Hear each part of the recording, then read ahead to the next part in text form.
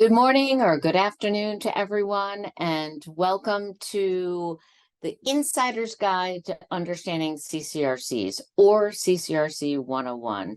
I'm so thrilled that you're here. Thank you very much for spending this time with us. I know we have a lot of folks who are going to be participating today, and what's the most important thing for us is to understand what your questions are. So if you can keep in mind that we will have a session for questions as we get through the presentation, at the end, pop your questions into Q&A, because we definitely want to make sure that you understand CCRCs by the time we're done. I'm Kathleen Toomey, Vice President of Marketing for Riverwoods, and this is how we started.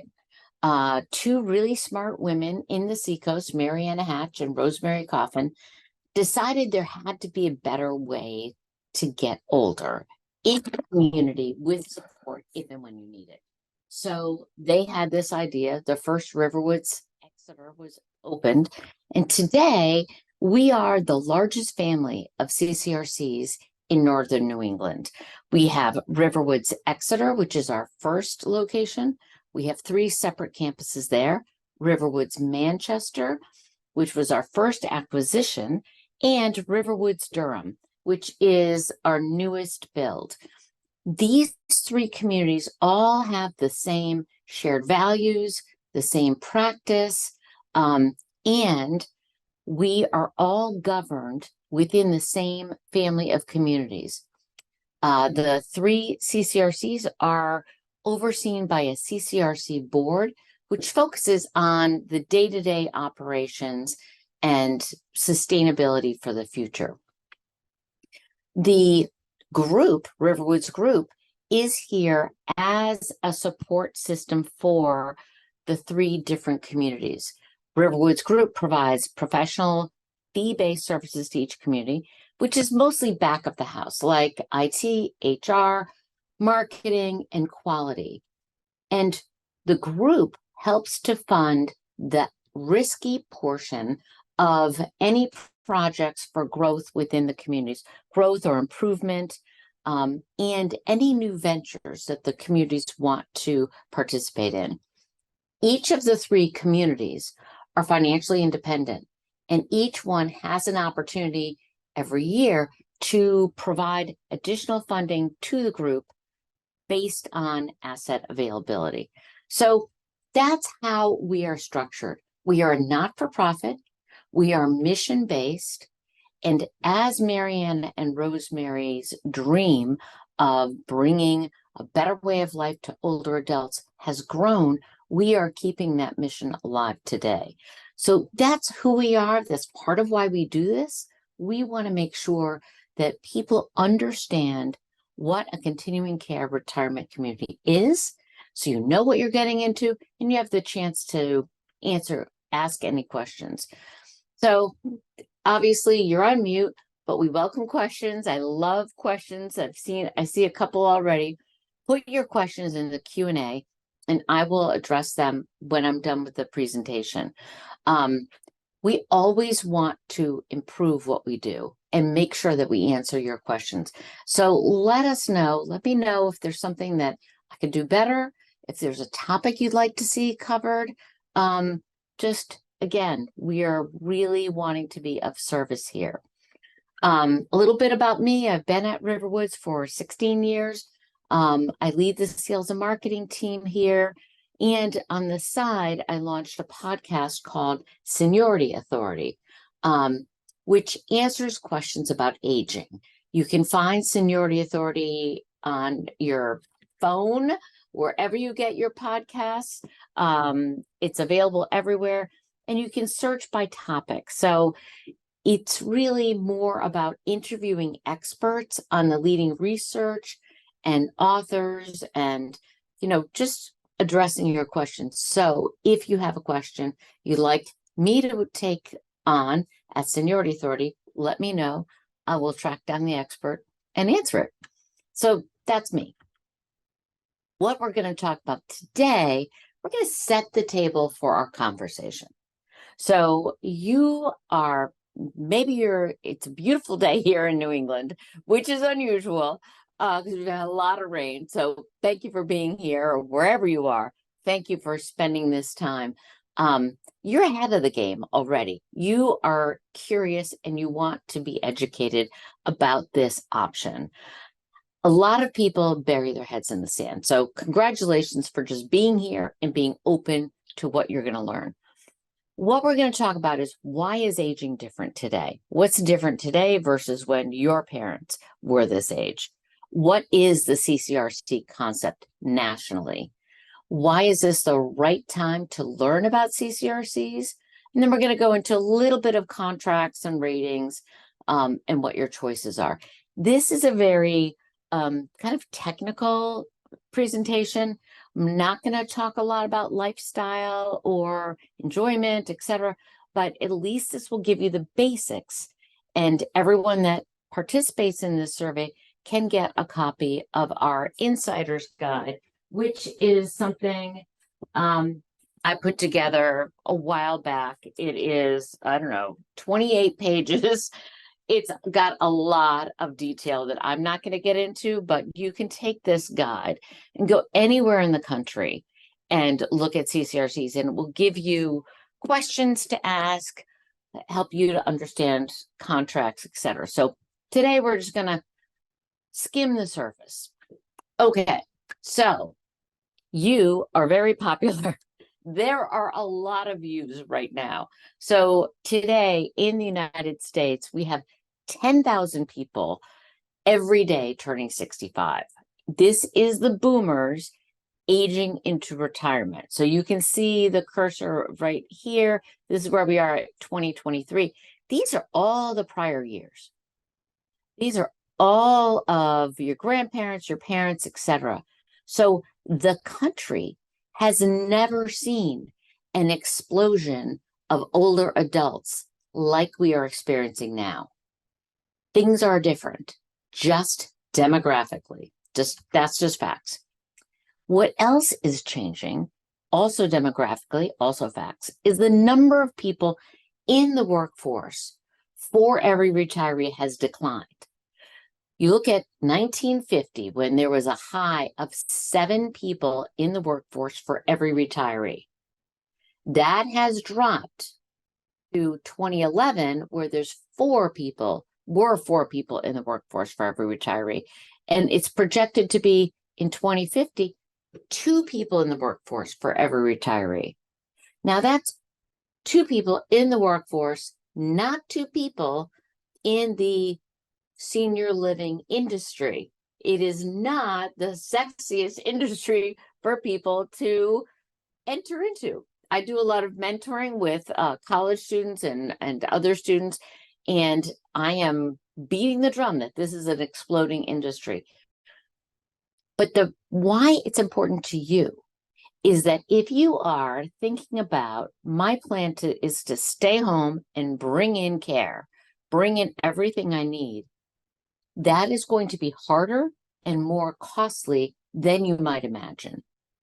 And if that is your plan, I would recommend getting numbers so that you understand what that looks like. Because you've all driven past McDonald's, CVS, retail stores, and everyone is looking for staff right now.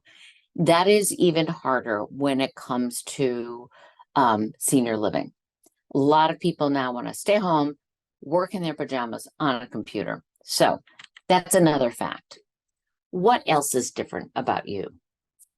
Some good news, finally. If you live to be 65, you can expect to live to 84. And if you make it to 84, you can expect to live to 92. If you live to 92, you can tack on a few more years. This generation right now, the boomers, there are very many of them, and we are all living longer than most other prior generations. So the life expectancy is longer, and there are more of us. So we have more opportunity for a robust, interesting life. The other fact that's different is more adults are aging alone than ever before because of divorce, because of never being married. So more of us are alone than in prior years. The other thing that most people don't realize is that 70% of American couples over 65 are going to need some form of long-term care. That's 70%. That's a lot of us. It doesn't mean we're going to need long-term care for years. Maybe it's months, maybe it's years, but it's going to be a factor. 20% of the 65-year-olds today are going to need long-term care for more than 5 years. And 7% of women are going to need nursing home care for more than 5 years. And nursing home care is the more expensive level of care. Despite the fact that we are all going to be needing this, a lot of us totally misunderstand the cost of nursing home and the cost of assisted living. And many people believe that they are going to be covered through Medicare, which is not accurate, because today you need a 3-night overnight stay in a hospital under admitted in order to qualify for 100 days of Medicare coverage. And you can stay overnight in a hospital under observation. It won't count towards your Medicare stay. So the long-term care is what's challenging in terms of costs these days, because that is what most of us, 70% of us, are going to need. We don't know for how long, but we have some ideas.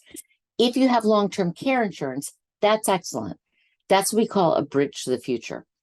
It will provide fixed financial coverage for a fixed amount of time, but it doesn't tell you where you're going to get it. And is it close to your home? Is it not? What is the quality of care? The advent of continuing care retirement communities, they answer cost, quality, availability, and location.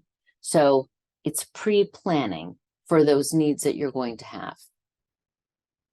I think you have 5 options, basically, when you're thinking ahead about planning, which you are. One is you can be an immortal teenager. You can stay at home and nothing is going to happen to you until one day you wake up dead. That's everybody's dream, but unfortunately, it doesn't typically happen that way. The second is the bunker mentality, which is really popular in New England.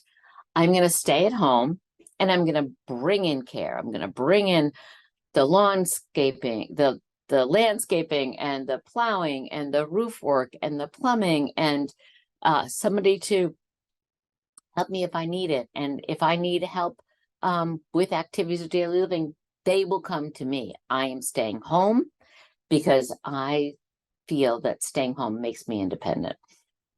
If that is your plan, do as I said earlier and check what the costs are. The third option is cohabitation, which is great if it's your first boyfriend or girlfriend, but when you are 81 and 82 and you're moving in with your 60-year-old kids, if that's your plan, tell them, say, you are going to take care of me. I'm going to move into your house, or you're going to move into my house. Let them know. I guarantee you, your adult children are thinking about this. And just opening up the conversation, if everyone today walked away from this presentation and just started making a plan or just started saying, I want to think about this, that would be great. You need to think about it. Your fourth choice is connected to 1 and 2. If your plan is you're going to stay home and nothing's going to happen to me, and then something does, and then you need assisted living or a nursing home, unfortunately, sometimes that happens in a crisis, and then you have to make a decision quickly, and it's need-based. So you don't have the time to necessarily choose and understand where you would like to go. You may not even be making the decision. It may be your adult child or your spouse that's making that decision because you may not be able to make it. And then the fifth choice I think is the best, which is planning ahead, understanding that you are choosing a solution that will provide your housing and nursing needs for your lifetime. And you know where you're going to get the care, what the quality is, what the cost is. I think that's great. I think that is true independence.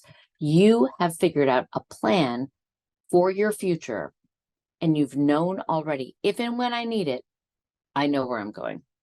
So that's why we think CCRCs are such great places.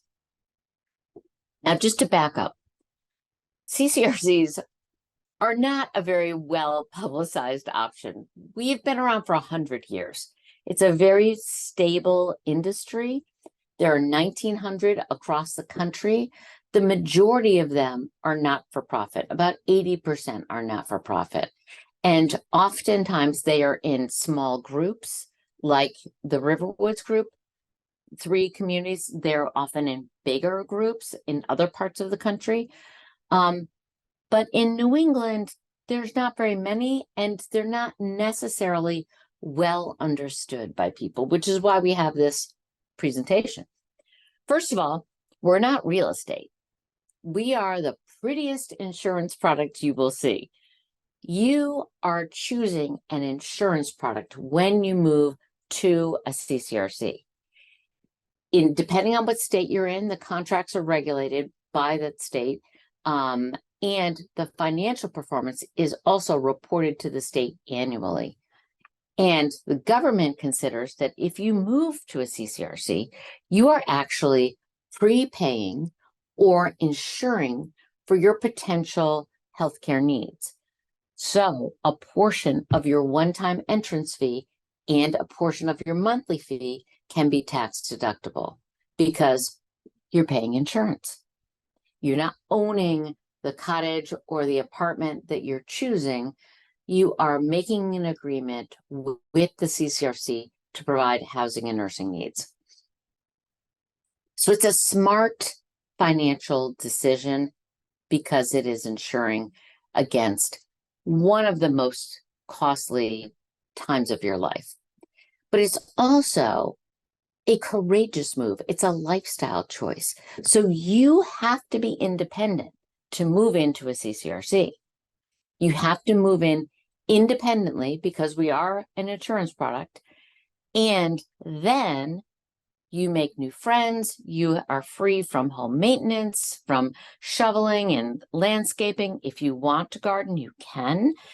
You have access to fitness classes right down the hall, and clubs and programming and activities and movies at night where you don't have to leave and drive at night. You have more social options than you would if you're staying at home and you're independent. And importantly, you have stayed in control of your life. So you have made, at this point in time, the choice that if and when I need healthcare, I am getting it here. So this is a great choice for people like me. I am a control enthusiast. So I like to be in control of the important things in my life.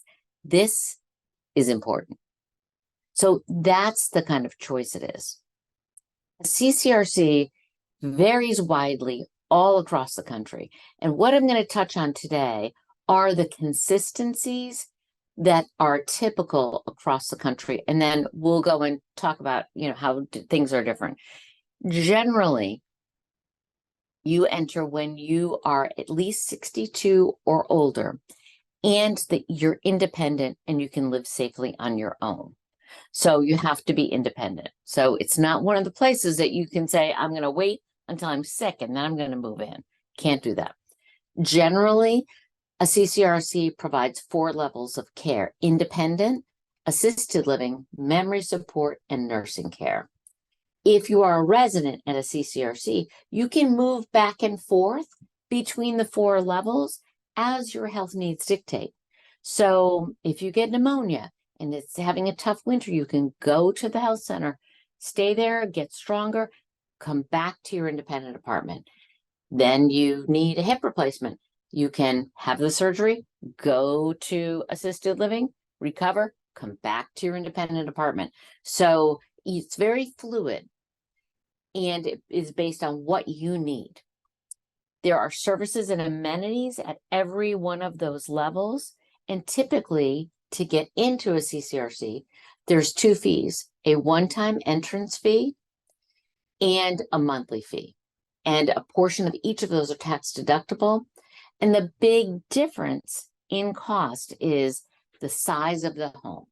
So wherever you go in the country, if you choose a freestanding 2-bedroom, 2-car garage cottage, that is going to be more than a studio apartment. And then there's a million options in between.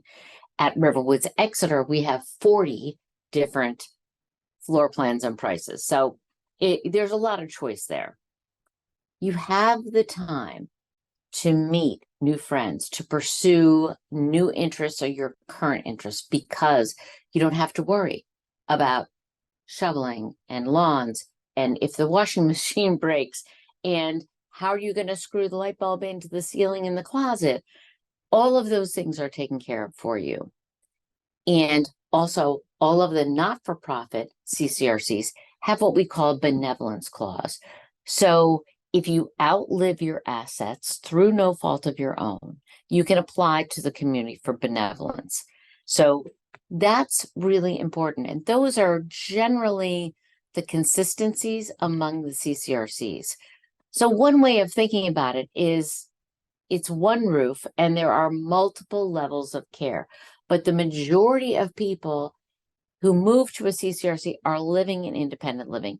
It is for independent, active adults. So what do you typically get for your monthly service fee? And I forgot to mention, back when we talk about entrance fees, some communities have refundable entrance fees. And what do I mean by that? So we have a one-time entrance fee, and a portion of that can be tax deductible.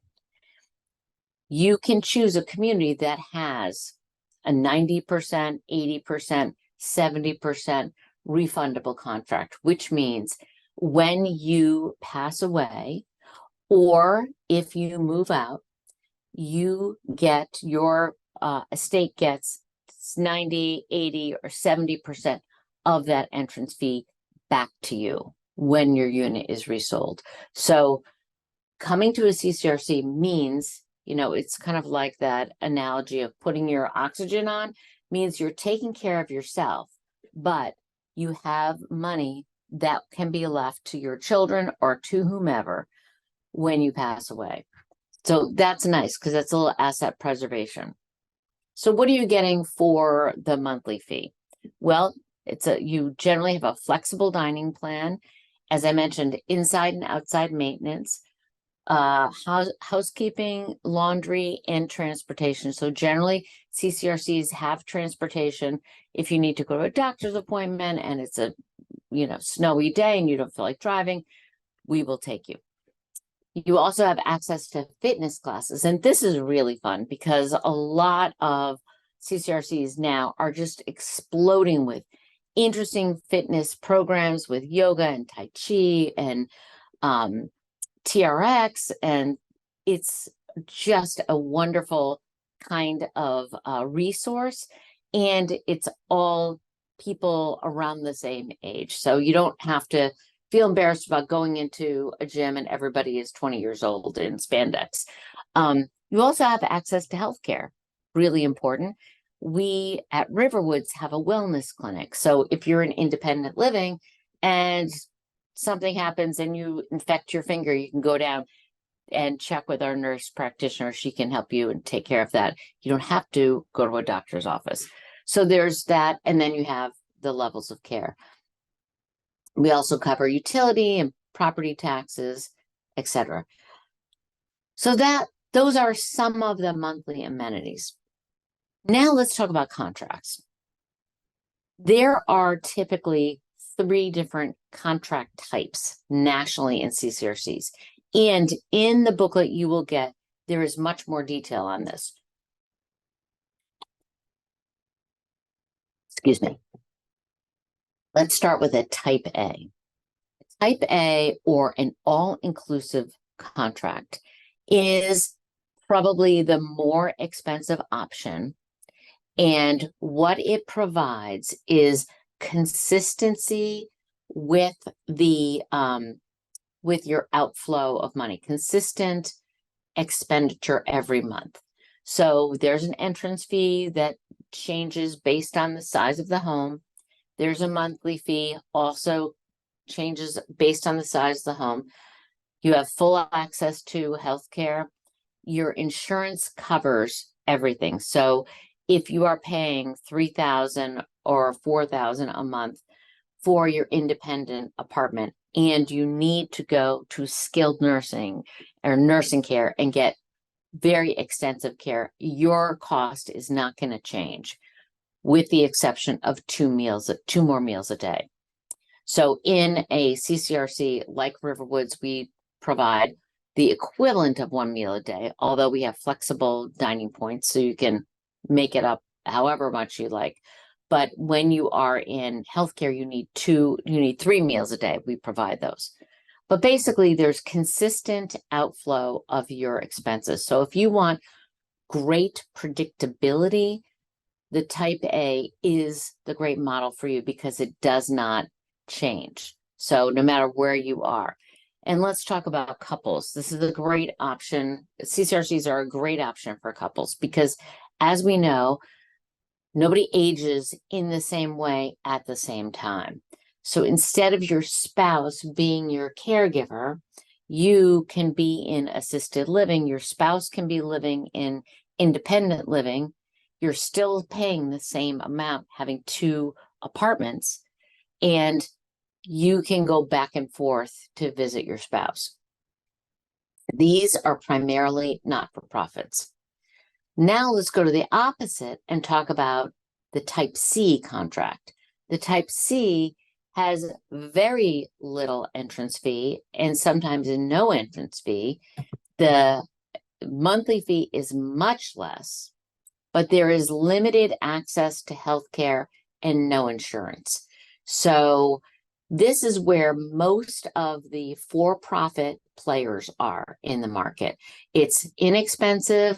There's no entrance fee. It can be month to month, but there's no guarantee of getting into healthcare.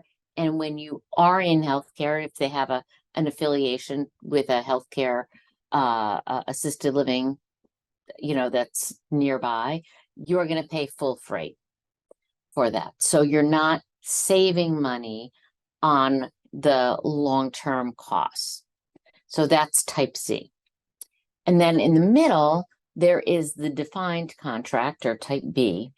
So the defined contract has an entrance fee, and sometimes the refundability will be less.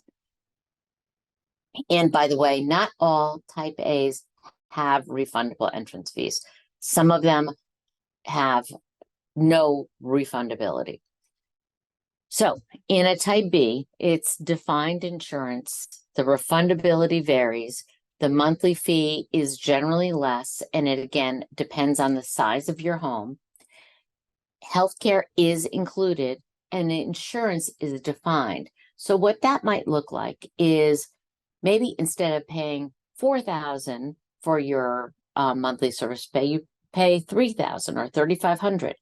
You pay less, but then when you transition permanently to the health center, you're going to pay more. Whereas in a type A, you don't pay additional except for the meals. So you pay a little less in the beginning, and when you need the healthcare, that's when you're going to pay a discounted rate, but you will still pay more. So this is the good option for people who are like, I don't want to pay for healthcare unless I'm using it.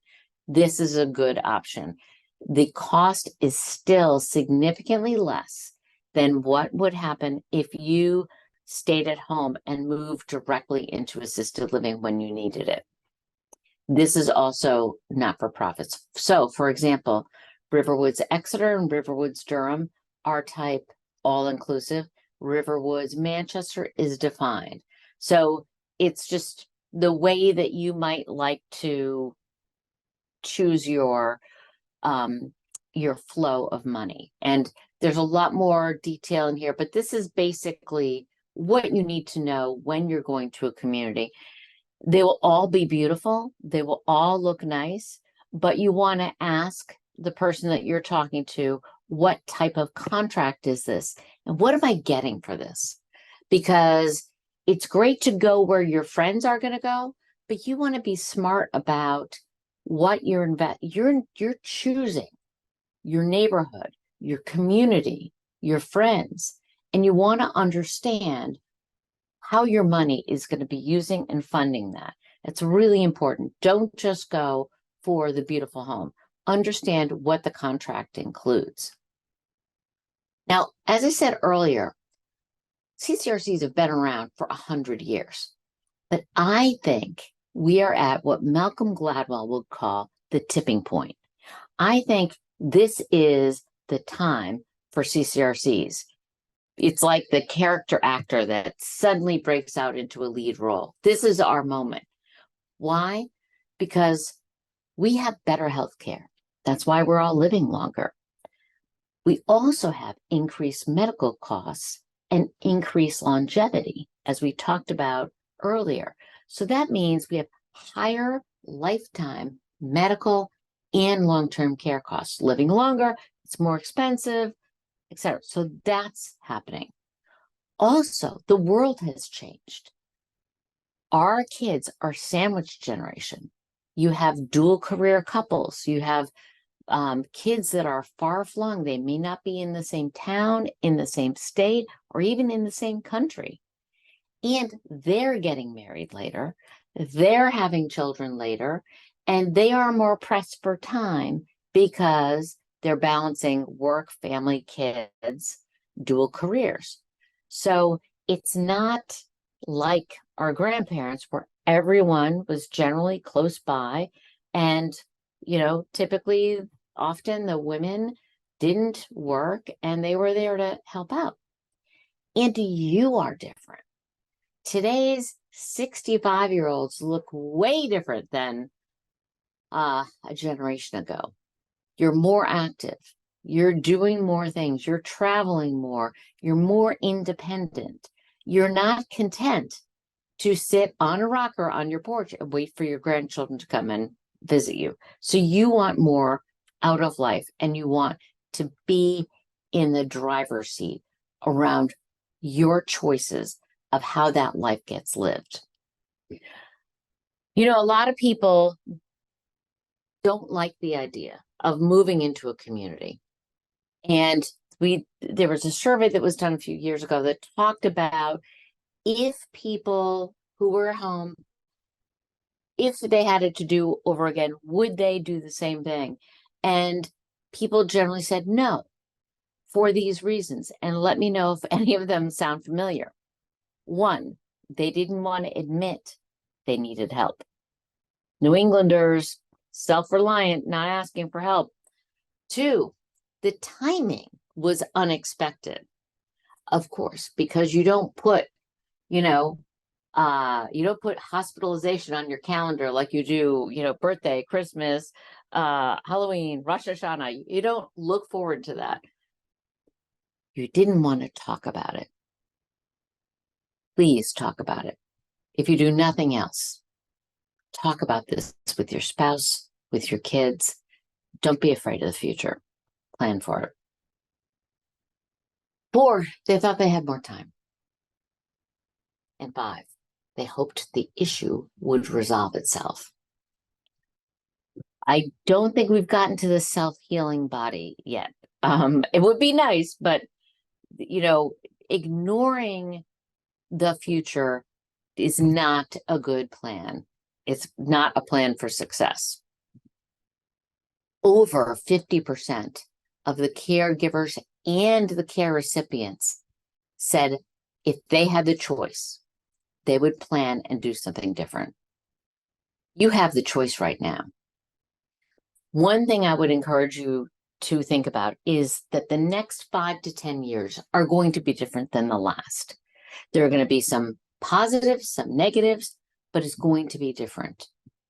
You have the opportunity now to plan ahead for that and to plan intentionally to make the most of those years.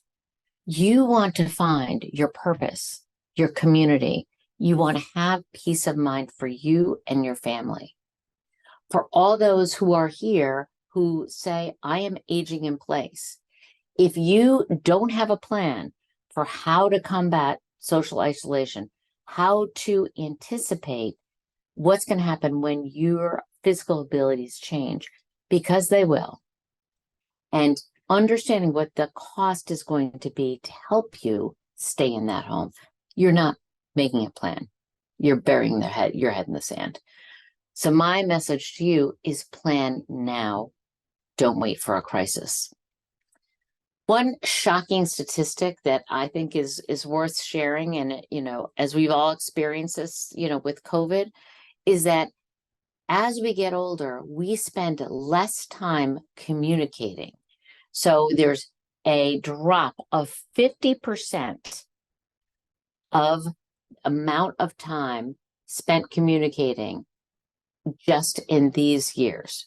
So people spend only 8% of their time communicating. And that does not mean if you are solo. If you're solo, it's less. You want to be able to anticipate a time frame where you're going to not just survive aging, but flourish in aging and making the most of it.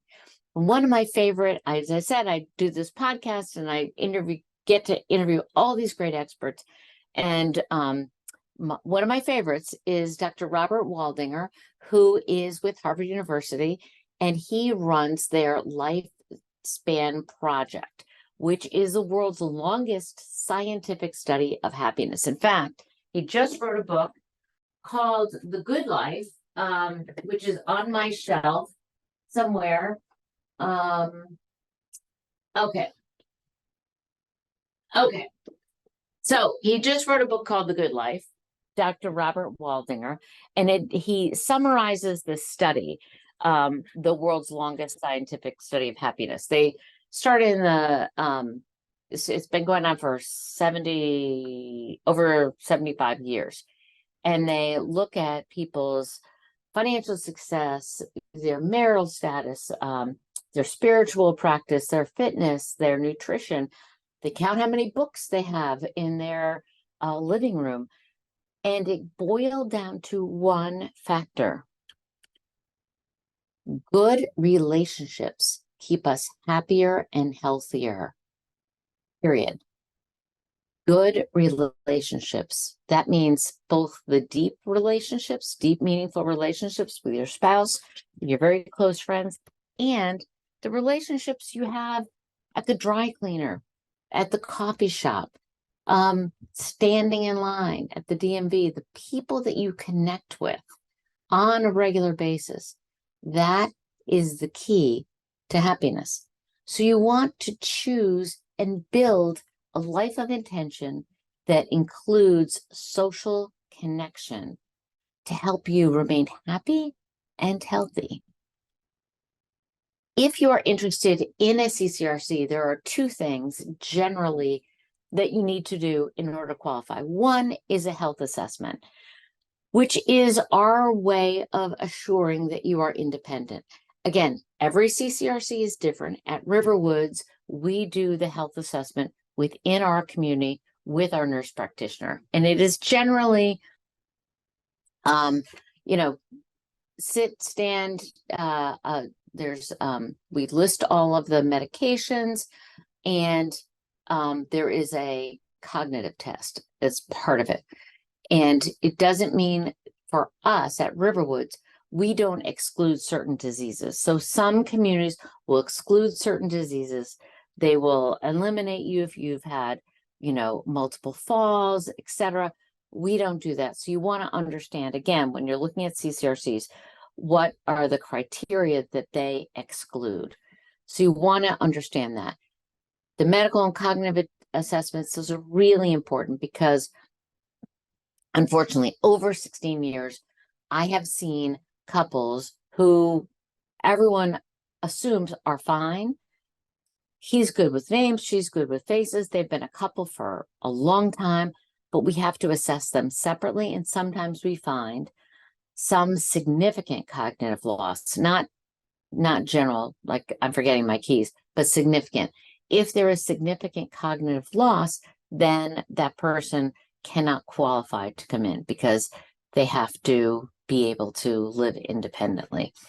The second piece is a financial assessment, which is basically income, assets, age. We plot that against the actuarial table that we have and show you kind of here's the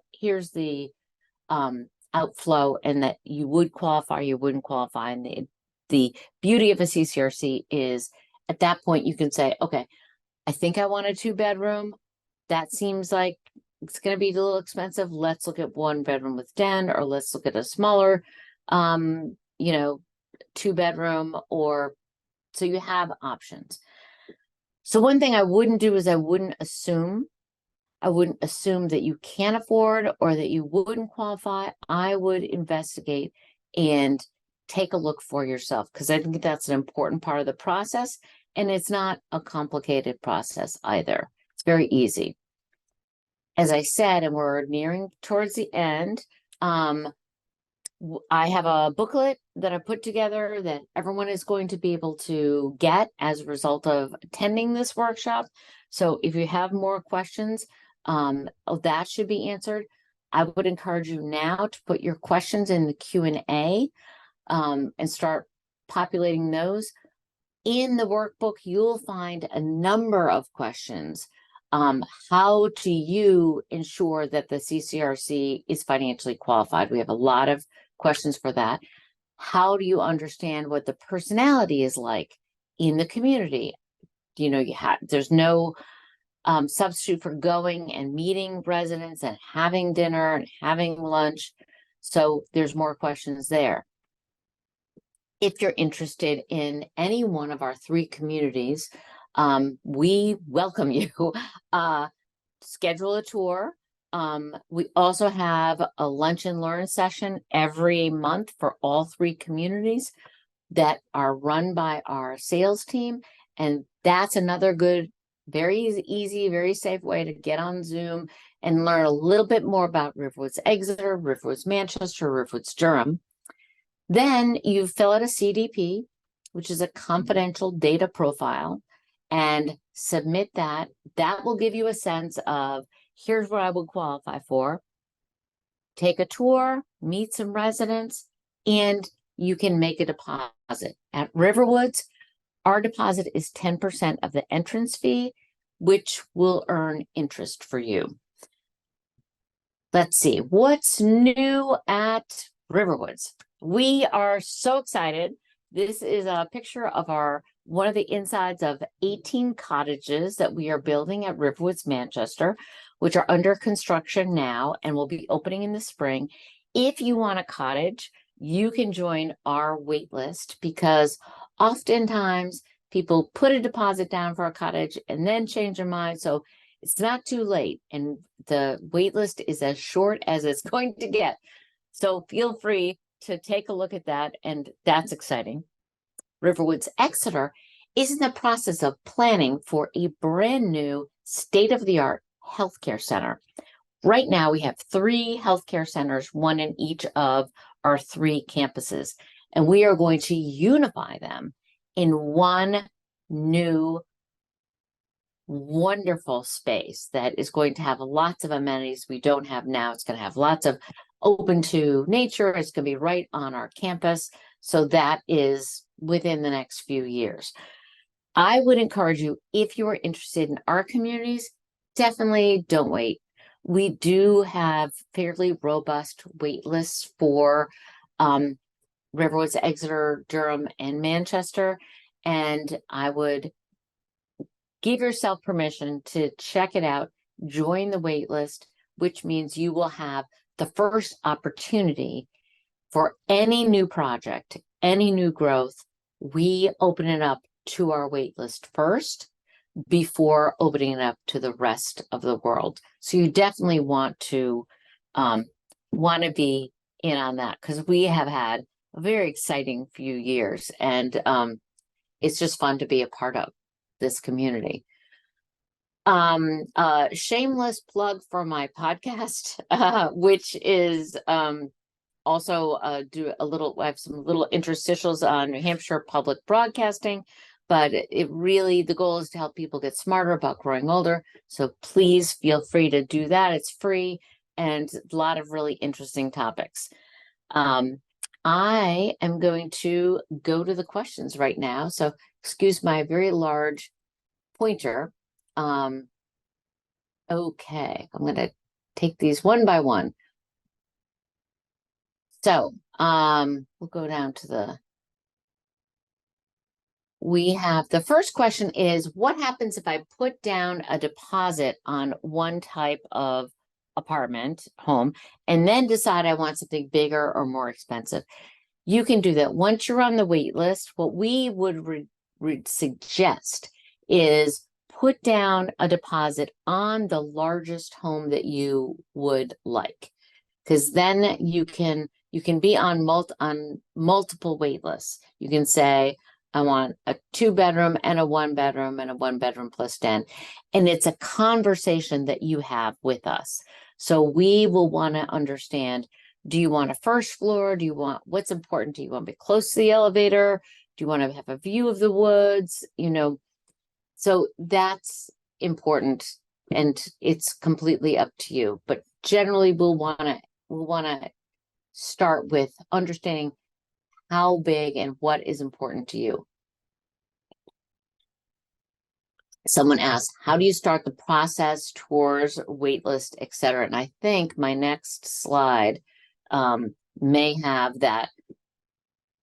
Reach out to any of us at any of the 3 communities and say, I would like to schedule a tour. This is what I'm interested in. So that's what I would do. Another question, do you have to put down a 10% deposit to be on the wait list? Yes, you do. That is how we manage our wait list. Other communities do it differently. And if you decide to change your mind, yes, that would be refunded to you less an administrative fees. Okay, another question, healthcare is provided, but what if I need a specialist? So when I say healthcare, I'm talking about assisted living, memory support, and nursing care. You still have your doctor. So you still have your specialist, your PCP, your surgeon. We are not providing surgery here. So you have all of those. And then we care for your nursing needs and your long-term care needs. Okay. Margaret has a question. Would love to be able to read the answers to questions of others. Is there a comparison of laws related to CCRCs in New England states? Each of the states is governed by a different, so some are Health and Human Services, some are Department of Insurance. So the laws, it's really more who is providing oversight. So Margaret, I would ask, what's your question behind the question? It's a very small industry here and not a lot in New England. I think all of the CCRCs in New England are, very well recognized and represented. So I would say, is there a question behind that? And I'm just going through it. I'm answering the questions that people have identified who they are. I will answer the anonymous questions afterwards. Harry says, do we need our own outside PCP and specialists? Yes. So you need your PCP, your urologist, your cardiologist, all your specialists, and that's part of it. If you go to the VA for healthcare, that's great. Again, we don't provide your doctor's appointments. We are not physicians. We provide the long-term care. So the VA is not going to provide long-term care. It's not going to provide what we call help with the activities of daily living, which are bathing, dressing, showering and toileting, eating, and medication management. That's the day-to-day help that many people need that they don't realize that they're going to need. So that's what we cover. I have a question from Leslie on Medicaid. This is not a Medicaid facility. So if you are on Medicaid, this is a private pay. So that is not something that we can offer. Barbara says that she has long-term care insurance. And how does that work? Great question. A lot of people have long-term care insurance. And so what happens is, based on your long-term care contract, and we would suggest you bring it in, excuse me. We suggest you bring in your long-term care contract so we can take a look at it. When you are in healthcare, and you pay your Riverwoods monthly service fee in healthcare, then you submit that to the long-term care insurance and they pay you back. So if you don't have long-term care insurance, you don't need it because we are your long-term care insurance. However, if you have a great policy and it has a really robust benefit, then you should hold on to it because it will pay you back after you pay us. So I hope that's a sufficient answer. I have a question from Ann. Why the difference in the percentage of entry fees returned to the estate? So I'm assuming that Ann's question relates to the entrance fee refundability. It depends on how the organization structures its contract. So some organization, Kendall at Hanover, for example, they do not do refunds on their entrance fees. That's just the way they've set it up. So it is a declining balance. And after, I think, a year and a half, there is no refund on your entrance fee. We in Exeter have a 90% refundable entrance fee. In Riverwoods Durham, we have an 80% or a 70% refundable entrance fee. It's just how that organization sets up their contract. Okay, Donna and Rick. If you are a resident but need to enter assisted living temporarily, how does that affect your monthly fee? So, again, it depends on the contract, but typically, you can enter assisted living temporarily, and there will be no impact on your monthly fee except the 2 additional meals per day. So if you go into assisted living and it's not a permanent move, it is just temporary, then the only thing you need to do is pay for 2 more meals per day. When you transfer permanently to assisted living, then depending on the contract, your monthly fee may increase or may not increase. In a type B, it would increase to a certain extent. In a type A, it wouldn't increase except for the 2 meals a day. Okay, if I'm leaving a hospital after a hip replacement and I have to go to a rehab facility, or will my CCRC provide that? Your CCRC will provide the rehab for your hip surgery. And the other thing that's really, really good about a CCRC is that connection between the hospital and your provider and where you're living. So our team of nursing professionals is really good at that transition of care, making sure that if you have new medication that you need to start on after your hip surgery, they have that, they're incorporating that, they're looking out to make sure that you are doing the rehab exercises correctly, you're on the right level of medication. All of that gets very complicated as you get older and are on more medications. So that's really important. Patrick has a question. How different are the state regulations among New England states? How might that affect a member? It's not really the regulations, it's more the oversight. And it really is not significant from my perspective. Anytime that we need to change a contract or that we want to put in another disclosure, we have to go to the Department of Insurance and review that. So they are an oversight body, but there's not a lot of laws or regulations. When you are a Medicare community, which we are, there's a lot of Medicare regulations, a huge amount of Medicare regulations that we have to abide by, and those are really the majority of our regulations. The state oversight on contracts, etc., that is less significant. So again, if you have other questions, let me know if that doesn't answer it. But the Medicare regulations are pretty arduous. What exactly does nonprofit mean to the community members? This is a great question, Patricia. Thank you for asking it.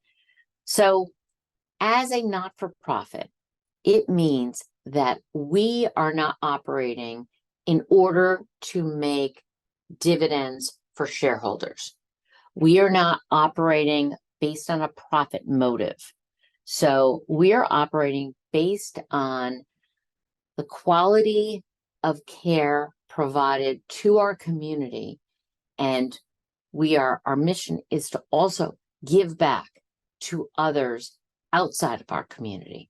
So as a not-for-profit, we are a large organization serving multiple members. Some pay less, some pay more. Everyone gets the same services not depending on whether you live in a large place or small place. You all get the same services. And we provide margin to reinvest in our community, reinvest in new endeavors, and reinvest outside our community. So for things like the podcast, which serves people who will never come to Riverwoods, we're still trying to provide help and assurance to others outside of our community. Okay, Susan, could a CCRC start their own Medicare Advantage plan? I have, and if so, do you know of anyone that have done so? I do not know of any. I don't know what the advantage would be for a CCRC to start a Medicare Advantage plan, because we are already an insurance company focused on long-term care. So I don't know of any. I can research that and get back to you. But I don't know of any in the plan. Richard, yes, the recording will be available to view again, and will be sent out to everyone who signed up. Mary Ellen says, do people ever sell their furniture? I'm assuming when moving. If you downsize, most people have to downsize. And I would tell you, don't let your possessions run your life. So don't not make this move because you have a lot of stuff. We all have a lot of stuff. We have too much stuff. Don't let stuff be in charge of your life. Downsize, come here. You will have a bigger, better life. I promise. So anyway, are healthcare specialists available locally? Yes. When you move to Riverwoods, wherever you're moving from, we will help you set up with a new PCP, a new specialist. We can connect you with all of those physicians locally. Walter asked, what are our various bond ratings?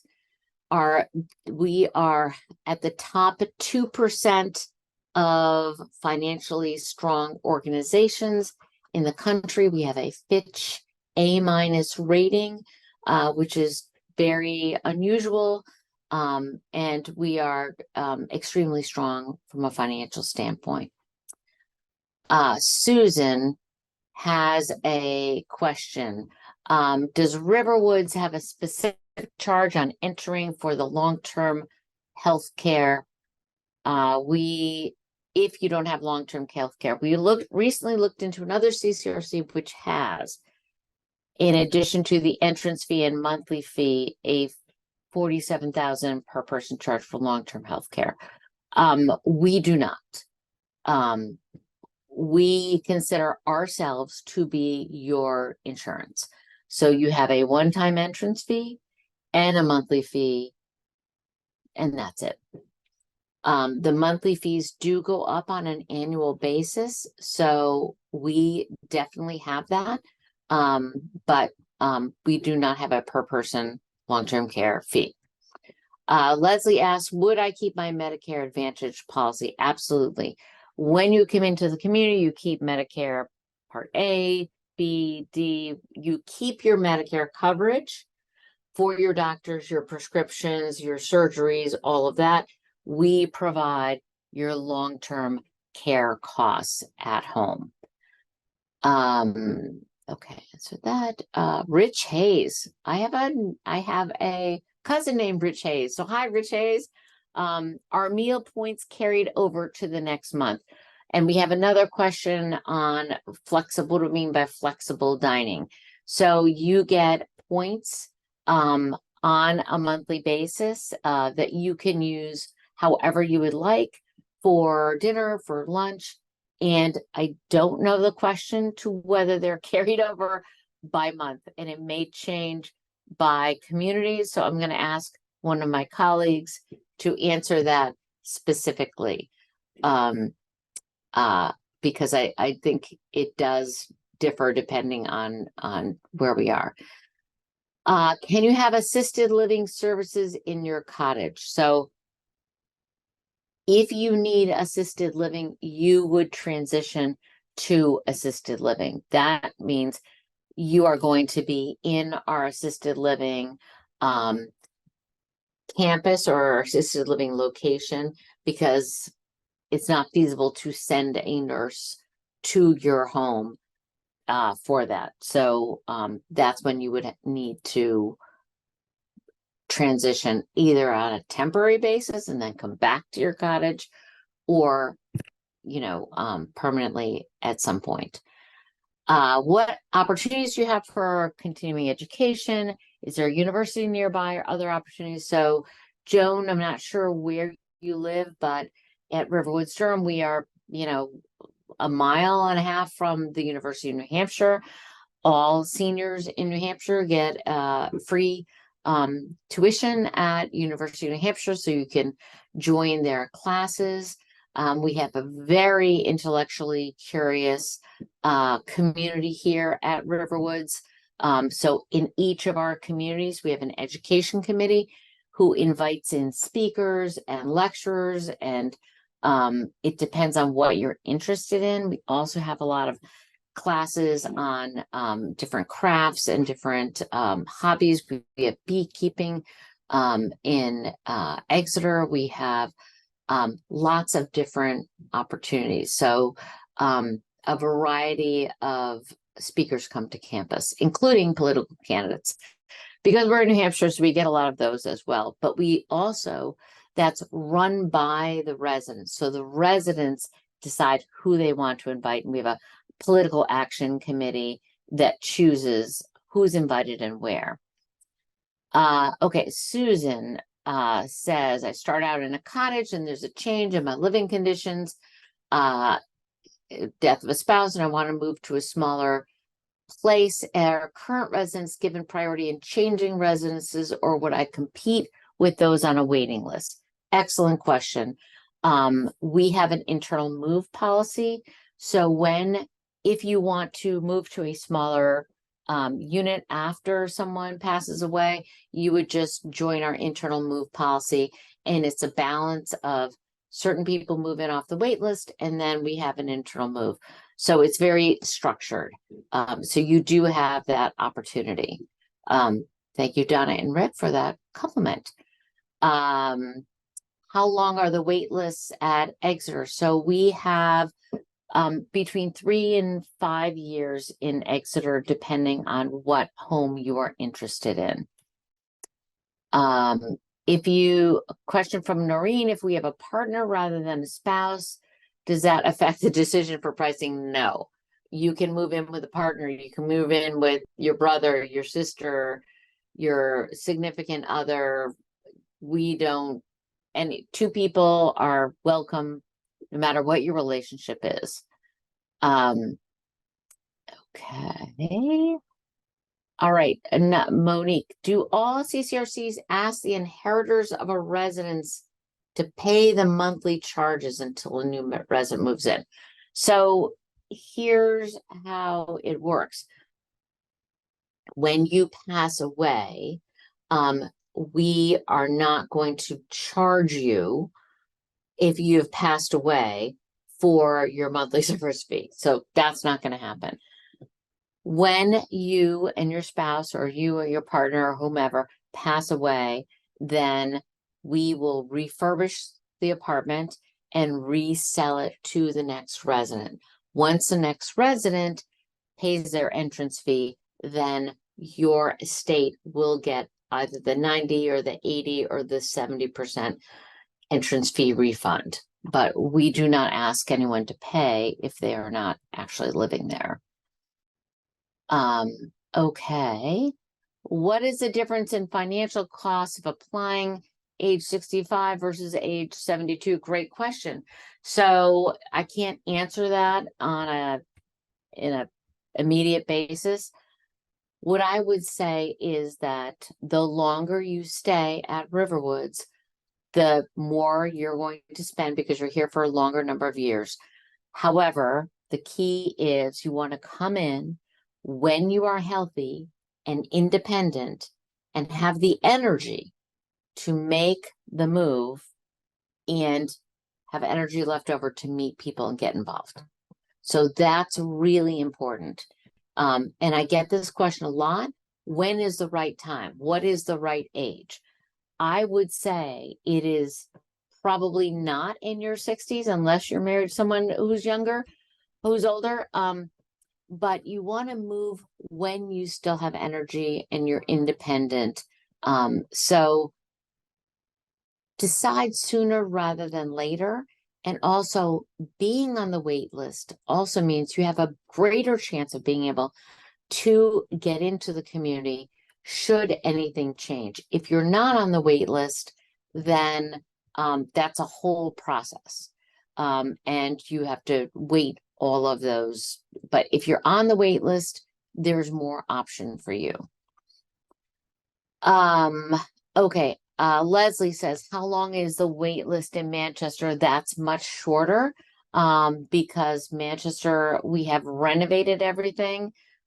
So that is just a few months to a year or year and a half. So that is the most accessible campus. Joan also wants a map of the communities to show how close to different care levels. So Joan, it would be helpful if you told me what community you're interested in, but basically within Riverwoods Exeter right now, healthcare is inside each of the 3 campuses. The campuses are on 200 acres. We are 1.5 miles from town. We are on a very wooded lot. In Riverwoods, Durham, we are also in a wooded lot. We are about 1 mile from downtown Durham. In Riverwoods, Manchester, we're also in woods. Across from 600 Acre Nature Conservancy, we're 10 minutes from the city of Manchester. Currently Riverwoods Durham and Riverwoods Manchester have the healthcare within their buildings, and that won't change. Right now, Riverwoods Exeter has healthcare within our 3 campuses, but that will change. We will be building a unified health center on the Exeter campus, but that is several years in the future, a couple of years in the future. Okay. If we get on the wait list, but don't accept the first opportunity that comes up, what happens? Great question, Marianne. If you get on the wait list, what we would recommend is that you tell us exactly what you're looking for. Is the first work critical? Is being near the elevator critical? Is what's important to you? And you tell us when you are ready. So you can get on the wait list and say, I'm on the wait list now, but don't call me until 2026, and we will honor that. However, anyone who's on the wait list who tells us exactly what they're looking for, you have 3 opportunities to turn down an offer. And then if you say no to exactly what we're offering you 3 times, then you go down to the bottom of the wait list. Because we're not going to surprise you. We want to give you what you're looking for in the time frame that you've asked. Okay, Kathleen, do all CCRCs allow a medical deduction on my federal income tax for fees paid by residents? So again, I am by no means a tax advisor, but we understand that CCRCs, the government allows a portion of your one-time entrance fee and a portion of your monthly fee to be deducted on your taxes as prepaid medical expense. And each of our residents gets a letter from our auditor every year to tell you what that percentage is. So yes. Okay, Jody, do you change the percentages of refunds from when you have put down the deposit, or is a percentage locked in when you sign a contract? The percentage is locked in. So you sign a contract that says you're signing this contract and your refund is X. We don't change that on you. That happens when you ask us what the contract is. You get the contract well in advance to take a look and to review with your attorney before you sign it. And we don't change that. What are the assisted living facilities like? Separate apartments? So yes, assisted living is a bedroom, bathroom, living room, kitchenette, that is separate and within the assisted, but it is like that. Your nursing care is going to be more of a bedroom because you need more care at that point. But that's what assisted living looks like. Okay, let's see where the other questions are. And thank you, everyone's been really patient. I know we are 14 minutes over, but I do have people who are still on, so we don't have any more questions. I'll quickly go through the anonymous questions. So if you're anonymous, you don't share your name. I answer your questions at the end. Okay, what about lifespan statistics for those of us in our mid to late 70s? That's the data that I have that came from the United States. Demographic, I don't have specific demographic data broken down by age at my disposal, but when you come and apply at Riverwoods, we have actuarial data sliced and diced very specifically. Question, is it possible to give a deposit, select home size without a personal interview until a spot is found? Okay, that I'm not sure how to answer.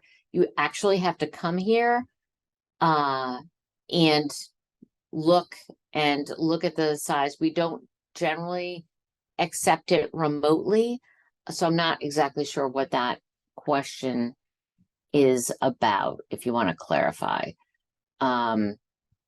Okay, our photos show a lack of diversity. Is Riverwoods a diverse community? We are striving to be diverse. We are trying to be as diverse as possible. We are trying to attract more people of color. It's hard to be the first. We are in a very white dominant state.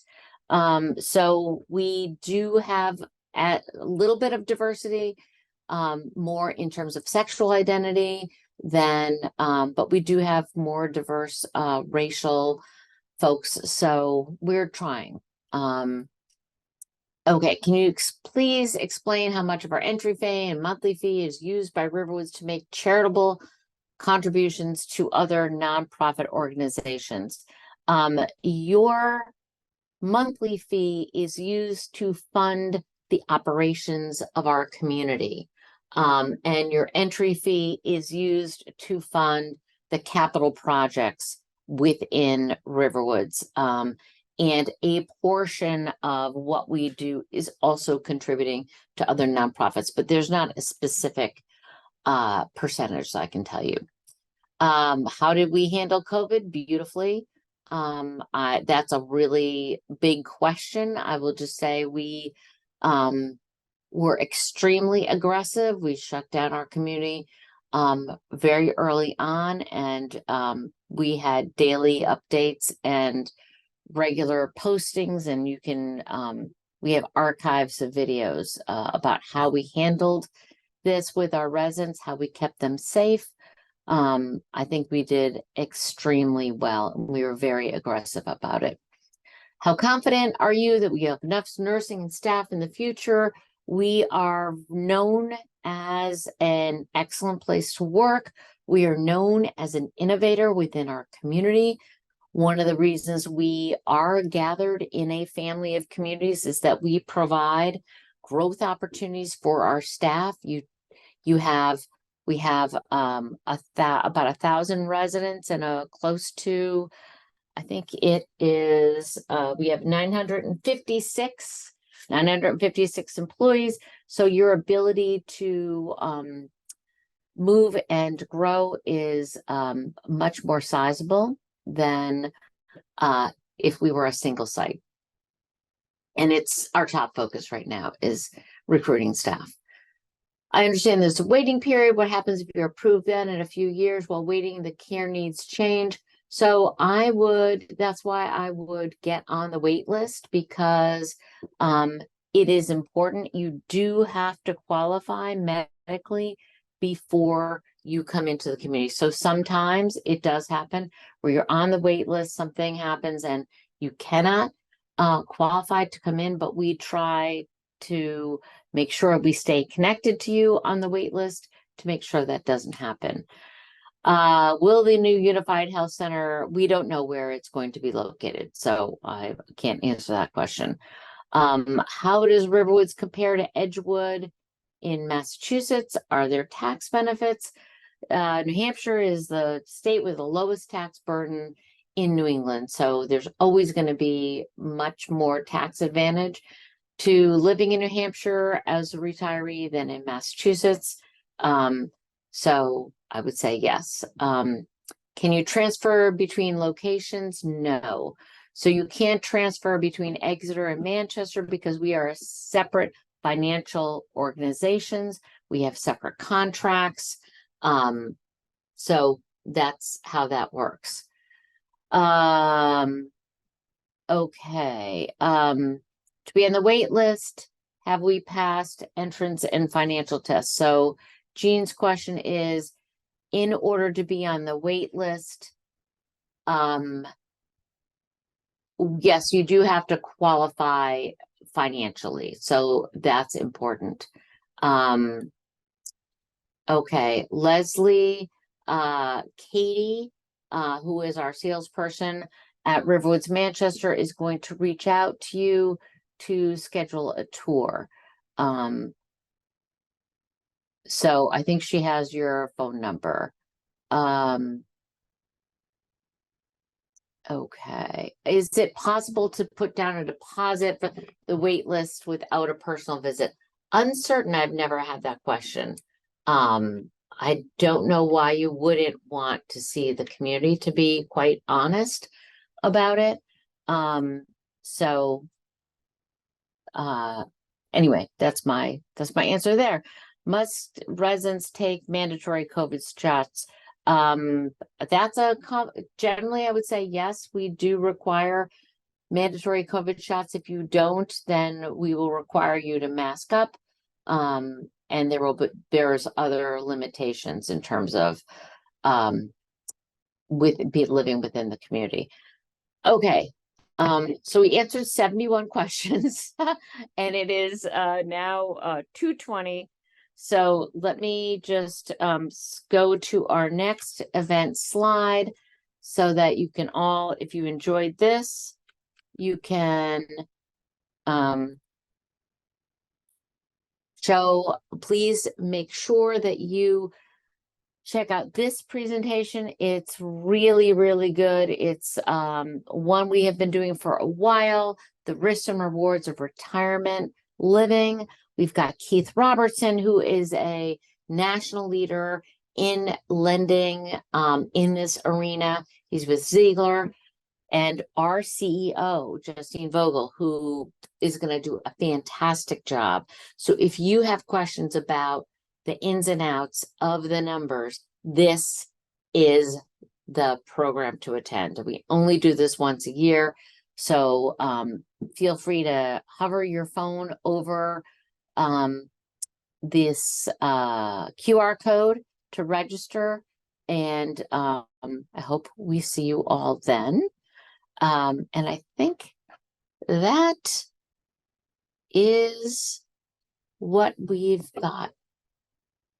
Any more questions? Okay. All right. Thank you very much for attending. I'm going to let this stay on our screen for a little bit. So those of you who are still here can take the QR code. You really don't want to miss this next workshop, October 25th from 1 to 2.